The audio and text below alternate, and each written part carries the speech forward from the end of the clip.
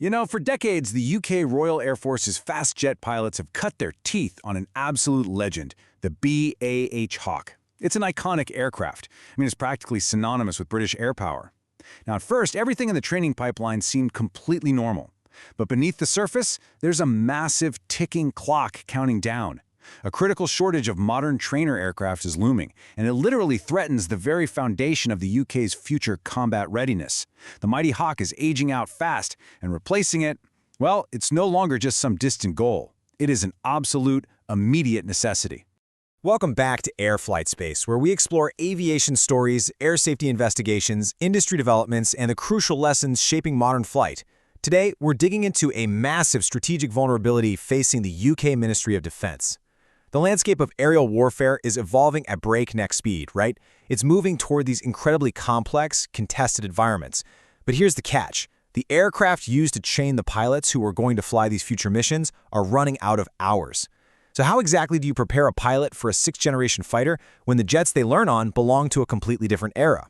Let's dive in and see how this is unfolding. The early warning signs for this crisis actually popped up in the June 2025 Strategic Defense Review, or the SDR. Investigators and defense analysts noticed a pretty glaring directive buried in its pages.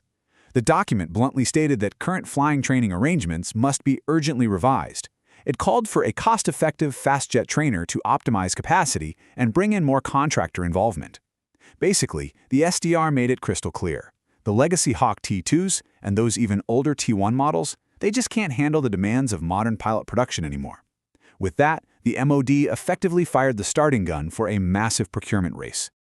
Okay, let's take a quick look at this timeline, because as we all know, pacing is absolutely everything in aviation. I want you to keep this sequence in the back of your mind. June 2025 gave us that initial SDR warning. Now, the entire industry is basically holding its breath for the Defense Investment Plan, the DIP, which is expected just ahead of the early July NATO summit in Ankara.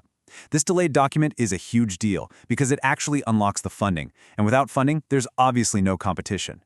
Right after that is the Farnborough Air Show in mid-July. That's the perfect stage for major defense announcements, but hovering over all of this excitement is one hard, totally unavoidable deadline. And this right here brilliantly illustrates the ultimate forcing function of this whole investigation: 2030. While the SDR didn't slap a specific expiration date on the newer Hawk T2s, 2030 is widely expected to be the absolute end of the line for the beloved T1 fleet, flown by the Red Arrow's aerobatic display team. In the world of military aviation procurement, where designing, testing, and fielding a new jet can literally take decades, 4 years is basically tomorrow. Time is incredibly short, and the pressure on the Ministry of Defense right now is just immense. Section 1. The Industry Scramble. Contenders emerge. So, with the clock ticking loudly toward that 2030 deadline, aerospace giants are scrambling to secure this massive contract. Let's pull up our evidence board and look at the prime contenders. It's a really fascinating lineup. We've got the Boeing T-7 Red Hawk, which is backed by an exclusive teaming agreement with BAE Systems and Saab. Then Leonardo is out there heavily promoting its proven M346. Lockheed Martin has thrown its considerable weight behind the Korea Aerospace Industries T-50, and Turkish Aerospace is fully expected to pitch its emerging Hürjet. Each of these aircraft represents a totally different philosophy and global partnership structure. But one specific team has definitely caught the industry's undivided attention. We absolutely have to zero in on BAE Systems' strategic play here. BAE is the original architect of the very aircraft the UK is trying to replace, the Hawk. Yet, instead of designing a brand new British airframe from scratch, they spent last year forging an exclusive agreement with Boeing and Saab to pitch the T-7 Red Hawk. Now, you might be wondering, why on earth would the maker of the Hawk look across the Atlantic for its successor before the official requirements are even published? Well, it all comes down to anticipating the exact trajectory of modern air combat training. Notice the real-world context provided by these order numbers. The U.S. Air Force has already placed a massive bet on the T-7. They're currently in the early stages of fielding this single-engine jet, with plans to buy 351 of them to replace their veteran T-38 Talons. By contrast, the UK RAF currently has 0 orders on the books. BAE clearly recognized the incredible momentum behind the U.S. Air Force's program. They saw a fully established production pipeline and a system already geared toward the high-end demands of the world's largest air force. It's a really smart play. Section 2. A shift in philosophy, not just an aircraft. When analysts really started looking closely at BA's pitch, They realized something huge. This wasn't just about trading an old jet for a shiny new one. It represents a profound shift in how the industry actually views pilot preparation. The demands placed on a frontline fighter pilot today are exponentially higher than they were 20 years ago. The hardware? That's only half the equation now. The data, the sensors, the environment, that's the true battleground. This is captured perfectly by Chris Hunter, BA's T-7 campaign director. He said, "We are thinking of this as a training system, not a training aircraft, and we are looking at it not as a one-for-one replacement for the Hawk." Keep this quote in your mind because it is the absolute philosophical core of this entire transition. They aren't just selling metal and engines anymore. They're selling a digital ecosystem designed to trick a pilot's brain into fighting a war that isn't even physically there. To really grasp this, we need to understand a specific term driving this whole strategy, the sixth-generation continuum. Let me break that down in simple terms. In the past, training focused heavily on basic jet handling, literally just how to fly the plane safely.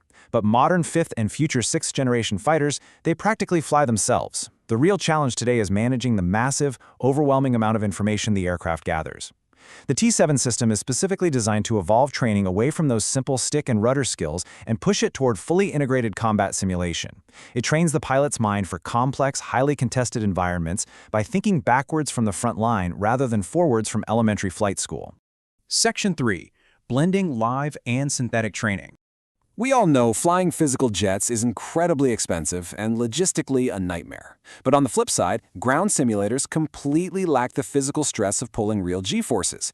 This new paradigm aims to seamlessly merge these two worlds while the pilot is actually up in the air, maximizing the value of every single drop of jet fuel burned. Think about how this changes the game. Under the old system, a pilot might take off and spend 20 minutes just commuting to an empty patch of sky just to begin training. But with a synthetic system, the mission starts the exact second the wheels leave the runway. During that transit, an instructor sitting safely on the ground can digitally insert pop-up surface-to-air missile threats or virtual enemy fighters directly onto the pilot's real-world radar and visor. The pilot is actively fighting virtual enemies while physically flying the aircraft. It turns a simple 50-minute commute into a seriously intense, active combat training scenario.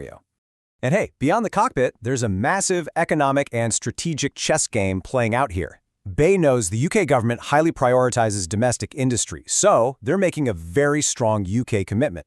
If they win, they plan to actually build the aircraft in the UK, handling final assembly and checkout locally, potentially right at their renowned Warton site in Lancashire. They're heavily emphasizing the development of sovereign capability and promising to increase manufacturing workshare. Basically, they're making the case that buying the T-7 isn't just an investment in pilots, it's a huge investment in British aerospace jobs and national independence. Section 4. Objective Analysis. The T-7's Mixed Reality. Now, as objective investigators, we have to look at the complete picture. The T-7 program is highly ambitious, for sure, but its journey through the global defense market is presenting a bit of a mixed reality, something the Ministry of Defense is definitely going to be scrutinizing. Keep this detail in mind as we evaluate the options. On one hand, you have this resounding success with the U.S. Air Force selecting the Red Hawk for a massive fleet overhaul. But on the other hand, we have a really surprising development with the U.S. Navy. Boeing recently followed the lead of Lockheed and Kai and actually formally withdrew the T-7 from the Navy's undergraduate jet training system contest to replace their T-45 Goshawks. After careful evaluation, Boeing admitted the current jet simply didn't meet the U.S. Navy's specific requirements. It's a stark reminder that an aircraft tailored perfectly for one service's vision might not neatly fit another's. Which leaves us with the ultimate question as the entire industry waits for that delayed defense investment plan. Will the UK Ministry of Defense accept BAE and Boeing's paradigm shift? Will they completely buy into the philosophy that the T-7's live synthetic training system is the crucial bridge to the sixth-generation future? Or will the mod look at the US Navy's requirements gap and decide to look elsewhere, maybe toward Leonardo, Lockheed, or Turkish Aerospace? The pressure is absolutely on and a decision has to be made soon. So, what can we really learn from this story? Well, the central lesson here is that the era of simply building a fast, agile training jet, that's over.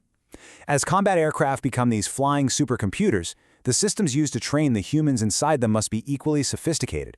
Future air superiority relies entirely on how we train today, not just what airframe we happen to fly. The nation that figures out how to best blend virtual combat with physical flight is going to hold the ultimate advantage in the skies of tomorrow. Thanks so much for watching Air Flight Space. If you found this documentary informative, please leave a like and subscribe for more aviation investigations and air safety explainers. We're going to be watching very closely as the Ministry of Defense makes its move. Share your thoughts down below on which aircraft you think should replace the legendary Hawk, and I'll see you in the next explainer.